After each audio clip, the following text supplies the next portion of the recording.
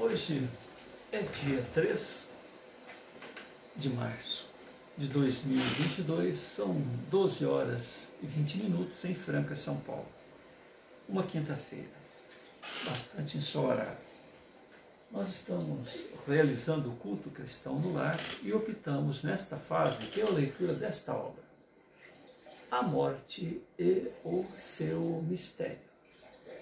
A Morte e o Seu Mistério é uma trilogia produzida por Camille Flammarion, um astrônomo que, à sua época, aproveitou a sua experiência no isolamento de seu observatório astronômico, onde ele e o seu equipamento colhiam dados do movimento dos astros, anomalias, enfim, todo tipo de ocorrência envolvendo o que acontece na abóbora celeste e fazia os seus apontamentos. Como todo bom observador, porque o nome diz observatório astronômico, observador astronômico, então o astrônomo, ele é um indivíduo que, acima de tudo, é um espectador da vida além do chão da Terra. E como tudo em a natureza, principalmente no campo macro e no micro, trazem grandes novidades, o trabalho desses pesquisadores é observar, anotar, fazer cálculos para relacionar o que vem com o que já aconteceu, com eventos futuros. E o curioso é que um astrônomo trabalha sempre com o passado. Quando ele observa a Lua, por exemplo, como a luz, o raio de luz é escravo de sua própria velocidade, 300 mil quilômetros por segundo, ele observa a Lua a 1 minuto e um quarto, aproximadamente. Quando ele observa o Sol, ele nota as ocorrências que estavam lá no Sol há 4 minutos e um quarto, aproximadamente. Enfim, olhando qualquer ponto do espaço, qualquer emanação de luz que chegue aos seus olhos, ele está sempre observando o passado. Não há como ele estar instantaneamente em qualquer ponto que se relacione ao macrocosmo. É sempre observação do que saiu, percorreu a distância própria para chegar ao olho do observador e só então lhe é possível analisar tais fenômenos. Capela, distante da Terra 968 meses, então, em relação à velocidade da luz. Então, todo fenômeno que ocorre em Capela estarão sendo observados somente 968 meses seguidos. E com isso, nós somos espectadores do passado quando olhamos para os pontos de luz que brilham na abóbora celeste. Fecha para mim, não fica.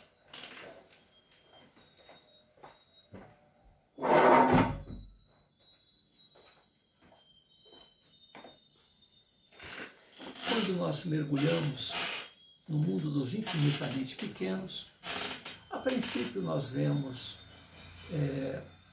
em um tecido, em uma superfície qualquer,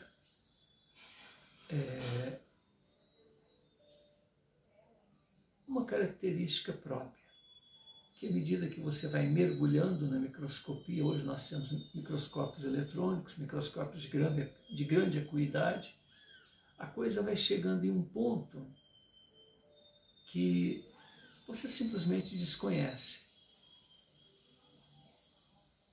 o que você está observando, porque a coisa vai se tornando cada vez outras e outras realidades. A época de Camille Flammarion, um fenômeno pipocou no mundo inteiro. Um fenômeno que se caracterizou pela invasão, praticamente, do mundo espiritual em relação às coisas do dia a dia da humanidade. Haviam fenômenos de mesas girantes, de raps, de materializações com ectoplasma branco, como se fosse uma nuvem de algodão, com ectoplasma escuro, negro, com um tecido enegrecido. Havia ectoplasma luminoso, e com este material, pessoas que já não pertencem mais ao mundo daqueles que têm o organismo físico se apresentavam. Haviam fenômenos psíquicos, fenômenos de telepatia, haviam fenômenos relacionados à germinação de plantas, a curas ou adoentamentos, dependendo da intenção que o experimentador, o indivíduo que estava fazendo aquele tipo de experiência, dava a semelhança de Jesus, que num determinado momento ressuscita mortos, cura pessoas com problemas psicológicos, psiquiátricos, cura pessoas com doenças físicas. Também ele seca uma figueira, mostrando o quanto essas energias estão ao talante da vontade e do amor do experimentador. Flammarion, nesta tríade, a morte e seu mistério, ele apresenta os chamados fantasmas. Fantasmas de vivos, pessoas que gozam de perfeita saúde, fantasmas de mortos, fantasmas de moribundos. O primeiro e o segundo volume, dos vivos e bem vivos. O segundo volume, que é este que nós estamos em mãos, é dos moribundos. E o terceiro volume tratando especificamente do fantasma dos mortos. Qual o objetivo deste estudo? Apresentar fatos e nos levar à reflexão. O que são fantasmas? Fantasmas são excreções, a semelhança da urina, das fezes, que restam de um organismo que vive com perfeita saúde, ou alguma coisa que sobrou depois que esse organismo foi levado a campo, a mortuária. O que seria? Ou, pelo contrário, nós temos que trocar a designação, o sentido de nossas palavras, e para isso utilizarmos de outro argumento, de outro campo de visão. E para isso necessitamos de palavras novas. Vamos substituir a palavra fantasma pela palavra espírito, uma palavra cunhada especificamente por Hippolyte Léon Denisard Rivail. É uma palavra que já tem uma certa origem anterior, mas que lhe dá um sentido novo, dizendo que espírito é o ser imortal, aquele que está em seu mundo natural quando não está ligado ao corpo físico, e que, quando ligado ao corpo físico, o anima, lhe dá a razão de ser. Um grande pensador disse o seguinte: você quer saber o que é o espírito, o que é a alma? Basta observar um corpo sem ela. Então, a razão de ser, esse brilho no olhar, este calor nas palavras, este sentimento nobre ou perverso, menos nobre, vamos dizer assim, o antifraterno, que todos nós possamos expressar, dirijamos os nossos sentimentos para cá ou para lá, é proveniente de nós, os seres imortais, momentaneamente ligados ao corpo físico ou momentaneamente desligados dele. Se há comunicações entre vivos e mortos, na verdade só há comunicações entre espíritos, de um ou de outro lado da dimensão. Kardec, ele se desdobra, né? No sentido de mostrar as relações que existem entre o mundo material, né, o mundo em que estamos quando em estado de vigília, e o mundo natural, que é o mundo espiritual, que é o mundo em que nós temos o protótipo de tudo aquilo que acontece aqui na Terra, de bom ou de pior. O que ocorre aqui na Terra é um mata-borrão, é uma cópia imperfeita do que nós realmente temos possibilidades quando estamos no mundo espiritual. Além de Camille Flammarion, um outro pesquisador russo, cujo nome é Alexandre Exakov, ele estuda os mesmos fenômenos e afirma o seguinte: não há fenômenos anímicos sem a participação dos fantasmas dos mortos, sem a participação daqueles que já deixaram o corpo físico. E não há fenômenos espíritas, fenômenos puramente produzidos pelos desencarnados, sem a participação da psique e do organismo de um vivente, de um fantasma dos vivos, né? Prefaciando o segundo volume, Camille Flammarion apresenta um pensamento socrático. Ninguém sabe o que é a morte, nem se ela será o maior dos benefícios para o homem. E, no entanto, tememo-la como se fora o pior de todos os males que poder-se-ia suceder-lhe. Atenienses, acabais de me condenar à morte. Acabais de colocar um epílogo na minha vida de forma, na minha vida de relação.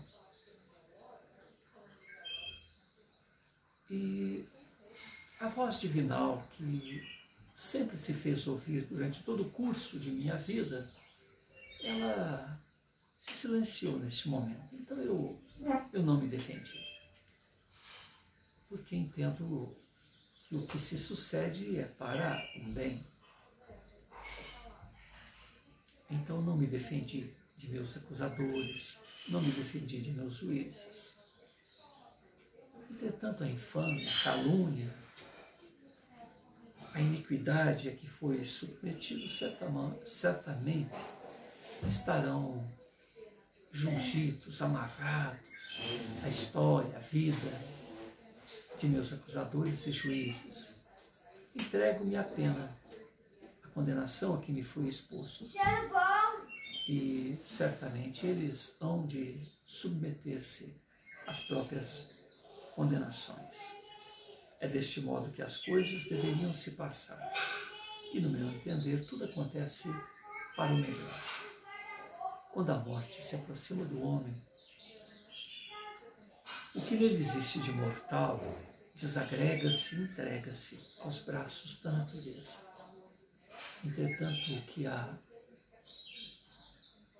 de imortal retira-se intacto. Nós estamos no último capítulo.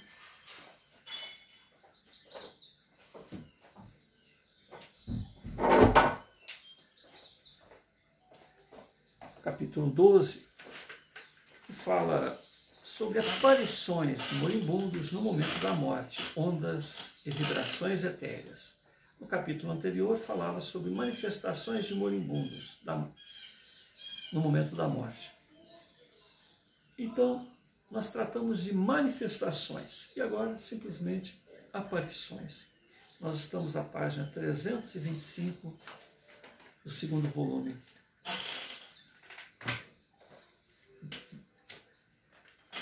Um pensamento de São Martinho inicia o capítulo.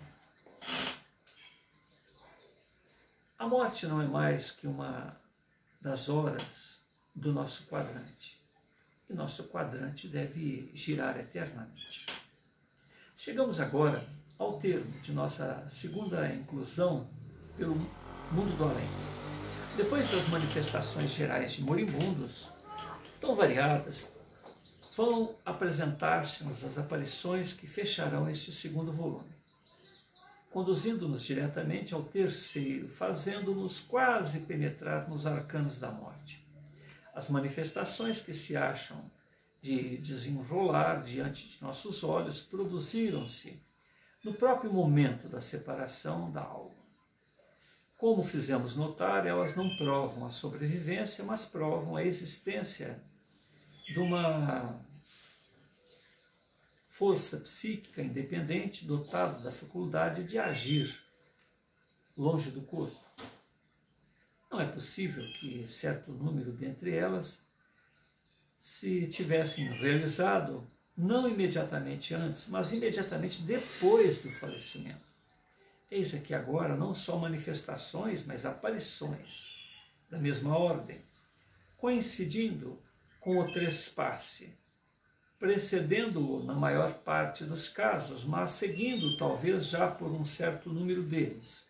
Essas aparições são mais notáveis ainda. Desde séculos e séculos, esses fenômenos estranhos observados, relatados na literatura de todos os países. Nesse momento tenho à minha frente uma biblioteca acerca deles.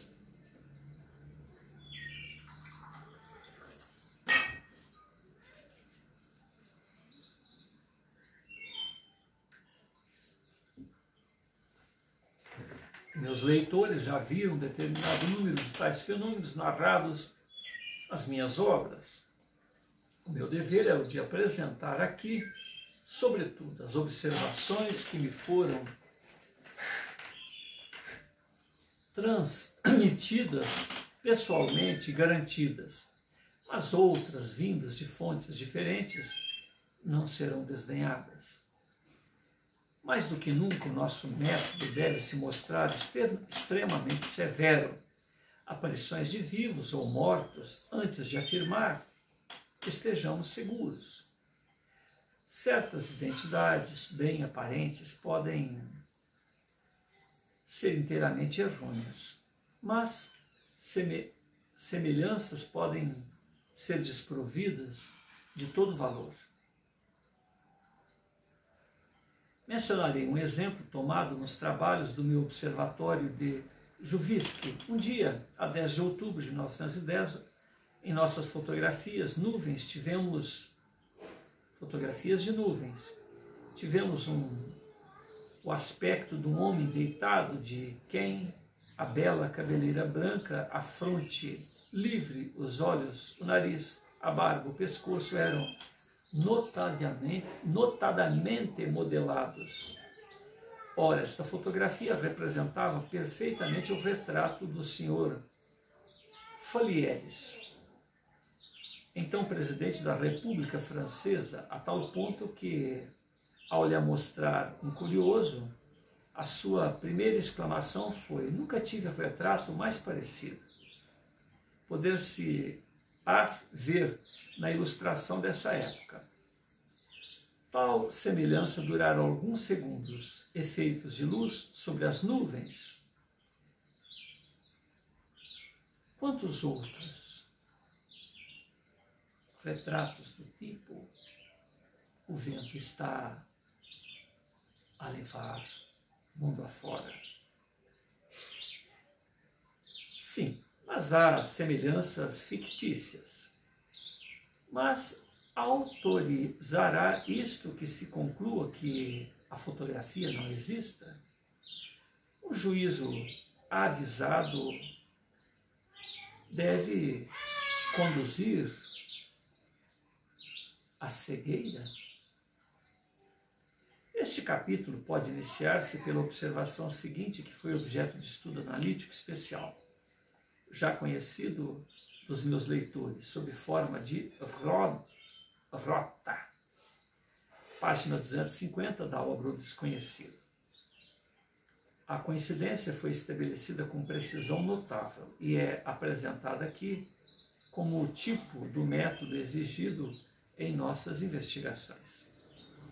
Dois amigos estavam empregados no mesmo escritório, ligados afetivamente havia 8 anos. Um deles, de nome Frederico, chegou a esse escritório na segunda-feira, a 19 de março de 1883, lamentando-se por ter sofrido uma indigestão. Foi consultar um farmacêutico, o qual diagnosticou um incômodo de fígado que lhe deu um medicamento. Na quinta-feira não se sentiu melhor. No sábado não apareceu. E seu camarada Nicolau soube que se fizer examinar por um médico que lhe aconselhara o repouso durante 2 dias, ou 3 dias, não pensando todavia que tivesse qualquer coisa de gravidade. Neste mesmo sábado, 24 de março, à noite, Nicolau, estando sentado no seu quarto, distinguiu o seu amigo que permanecia diante dele vestido. Fica aqui, Bernardo, vem cá. Então não pode abrir, ué. Eu vou fechar, não abre, deixa quieto.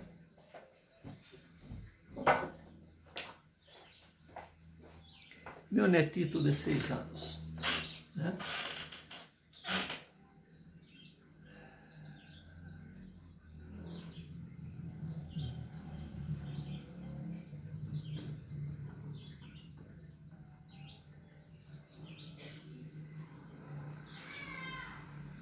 Neste mesmo sábado, 24 de março, à noite, Nicolau, estando sentado no seu quarto, distinguiu o seu amigo que permanecia diante dele vestido como de costume. Reparou nos pormenores de seu toilette, chapéu com fita preta, sobretudo desabotoado, bengala na mão.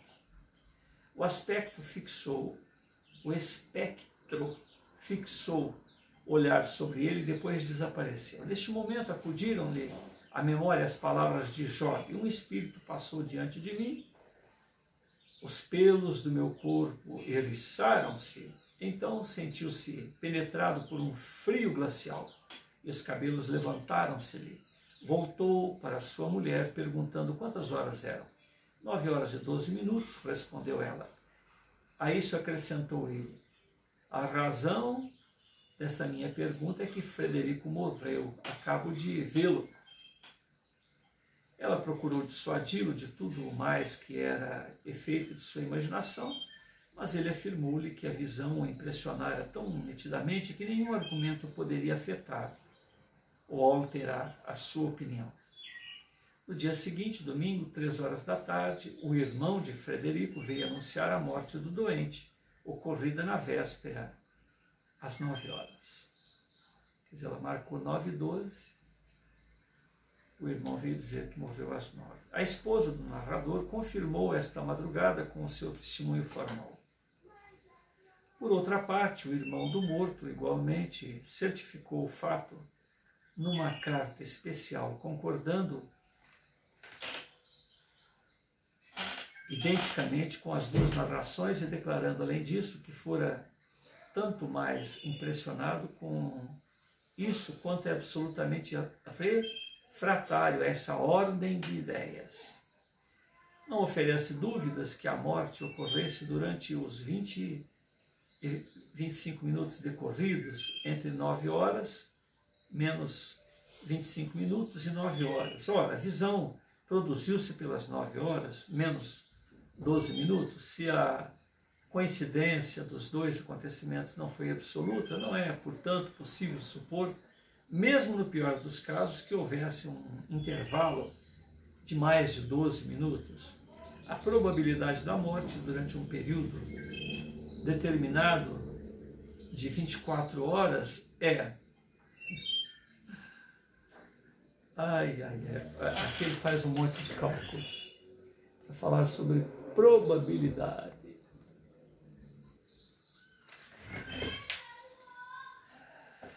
Probabilidade, 22 sobre 1000 multiplicado sobre 1 por 365 para um adulto da idade indeterminada. Mas para um homem de 48 anos, era a idade do Frederico, é de 13,5 por 1000. cifra oficial pelas tabelas de mortalidade. Temos, portanto, para a probabilidade da mortalidade diária, 13,5 por mil multiplicado por 1 sobre 365 igual a 1 sobre 27.037 durante um período de 12 minutos. Contidos 120 vezes nas 24 horas, será 120 vezes mais fraca, isto é, Jesus.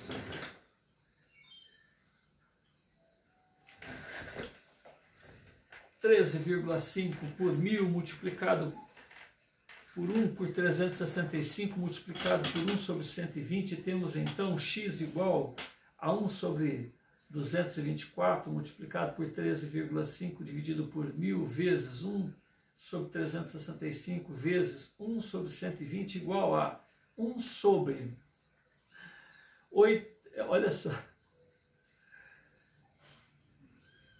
804 bi 622 mil, não, 804 mil, nossa, milhões, 804.622.222. No caso precedente, oi? Aconteceu? No caso precedente, a probabilidade de uma ação telepática comparada à probabilidade de uma coincidência fortuita está na proporção de 804.622.022 contra 1. Então são milhões contra 1. É a certeza moral, a aparição do morto ao seu amigo. Não oferece dúvidas. Só um minutinho aqui. Eu tenho um netinho de 6 anos e uma de 10 que está entrando aqui toda hora.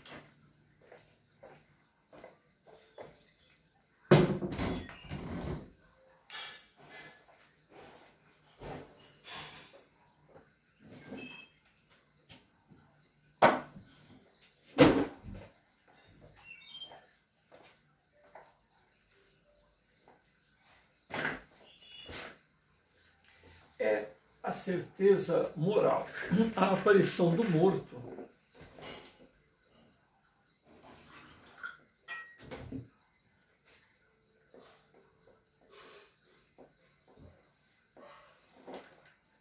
Ao seu amigo não oferece dúvidas.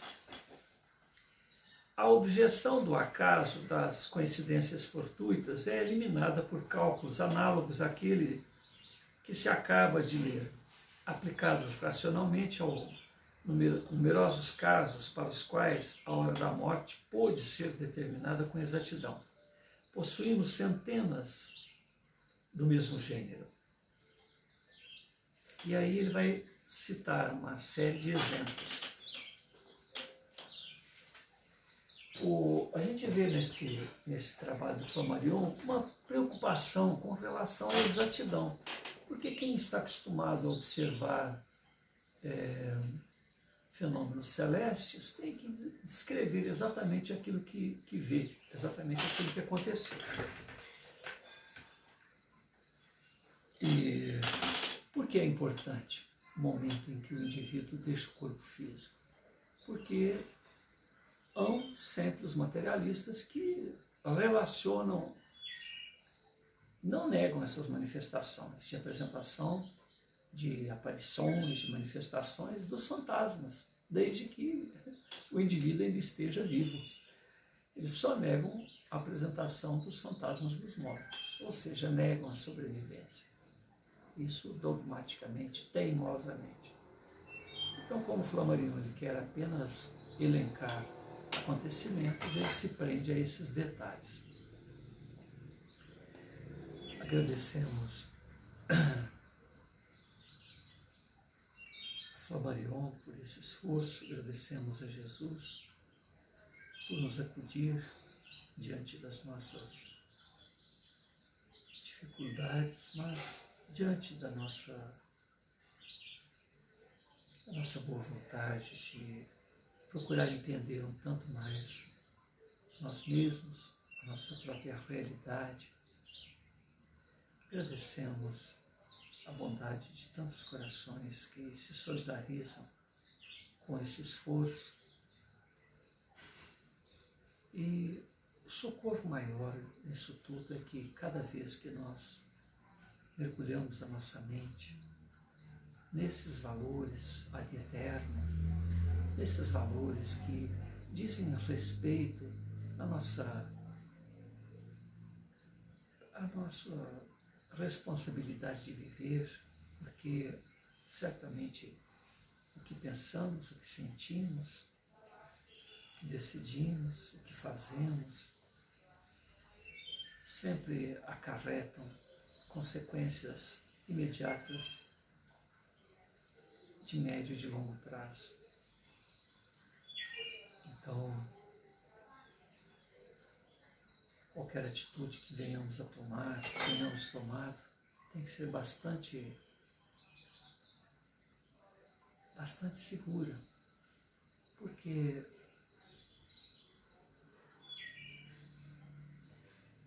é soprar o berrante e daí a pouco vem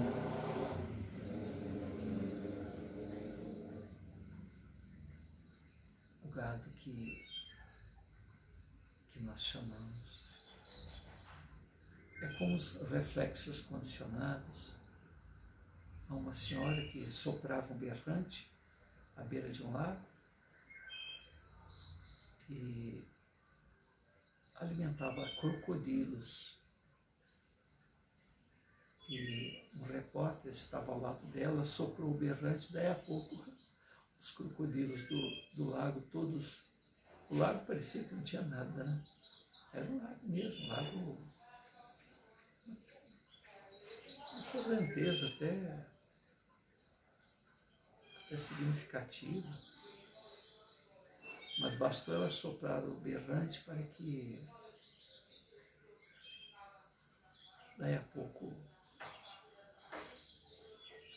centenas de répteis saíssem de seus locais de aguarda, né, para alguma vítima e viessem para junto à terra para que fossem alimentados por aquela senhora. Então, a gente usou essa comparação do berrante para dizer que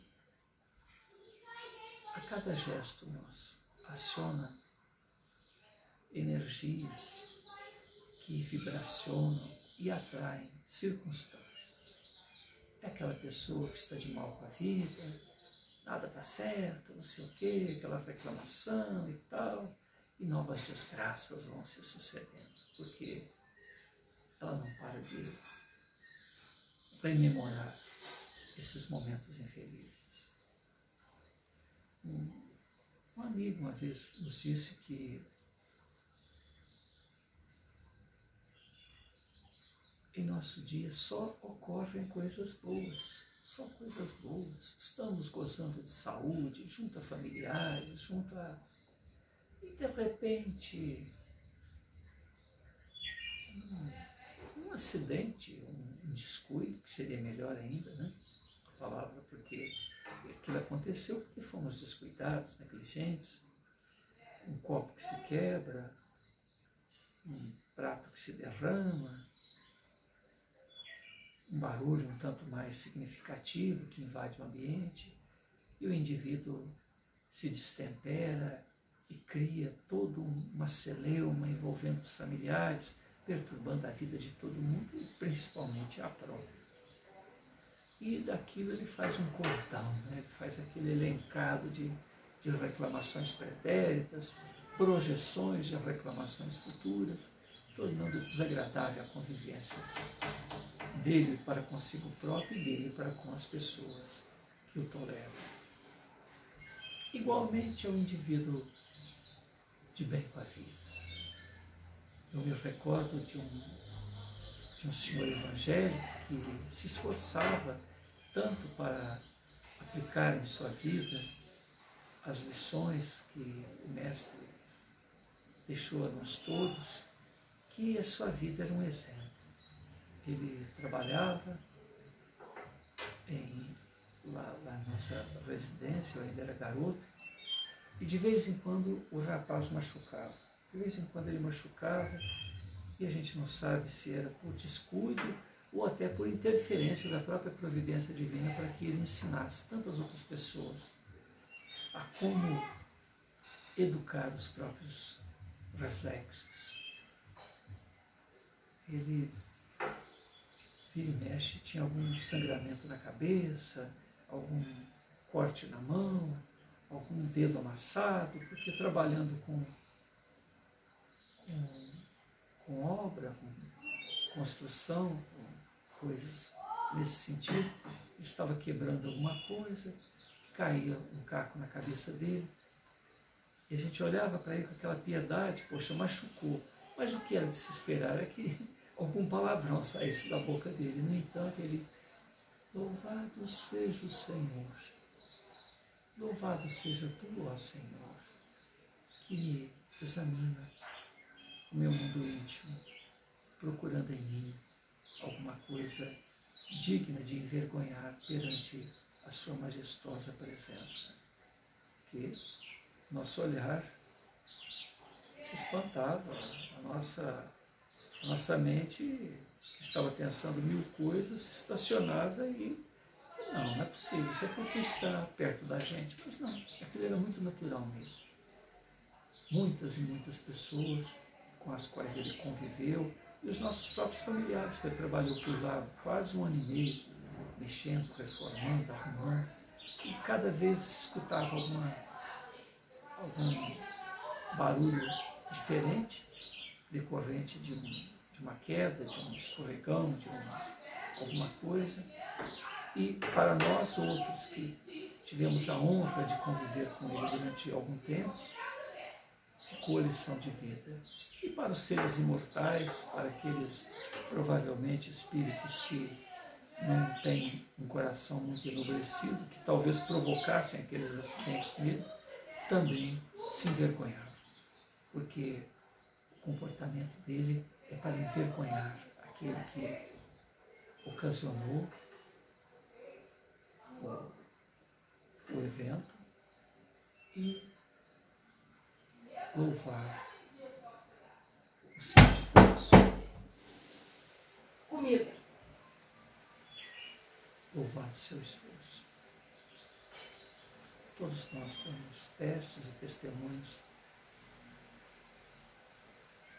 todos os restantes da vida.